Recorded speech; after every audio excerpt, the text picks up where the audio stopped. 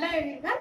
So in this session, in this waves part 3 session, we are going to discuss principle of superposition of waves and reflection of waves at different boundaries. Okay. So those who have not seen part 1 and part 2, please watch those videos first, and if you come to this video, then you can understand easily. Okay. So what is principle of superposition of waves? So here, when there are more number of waves are there.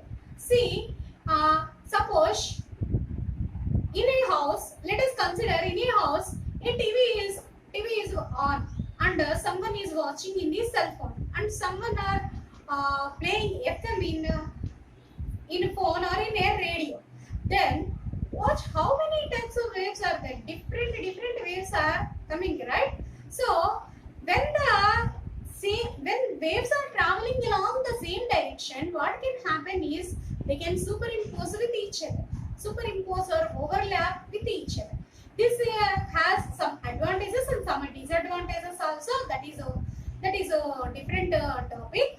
But here, what we are going to discuss is when two or more number of waves traveling along the same direction, when they superimpose, what happens? That is the principle of superposition of waves. Okay, so when two or more number of waves traveling along the same direction, when they superimpose, the resultant displacement, for the resultant wave, the displacement will be the sum of the individual waves. Okay, so let me tell you once again, when two or more waves traveling along the same direction are superimposed, then the resultant wave displacement is sum of the individual displacements of the waves. Okay, so let us consider an example. There are two waves. As we have discussed in the previous session, the displacement of a wave is represented with a letter y1. So the first wave is y1 is equal to a sin kx, and y2 is equal to a sin of kx minus omega t. First one, y1 is equal to a sin kx minus omega t, and y2 is equal to a sin kx minus omega t plus phi. Why here I am adding plus phi is, let us consider those two waves has some phase difference. Okay, so if these two waves traveling in the same direction superimpose, what happens to the total displacement? The total displacement y becomes y is equal to y1 plus y2. This is the principle of superposition of waves. So this principle of superposition of waves holds good for all types of waves. We have discussed so many types of waves, right? Mechanical waves, non-mechanical waves. In mechanical also there are progressive waves, stationary waves, longitudinal, transverse, okay, and sound waves, seismic waves, whatever waves we consider, the principle of superposition of waves holds good. Okay, so let us move to the next one. The next topic is reflection of waves. So when a wave is traveling, it can, if it find any obstacle in its path, what happens? It comes back. Coming back is known as what it is termed as reflection. Okay, so when how a wave reflects along different boundaries, we can consider two types of boundaries, right? One is open boundary, another one is closed boundary.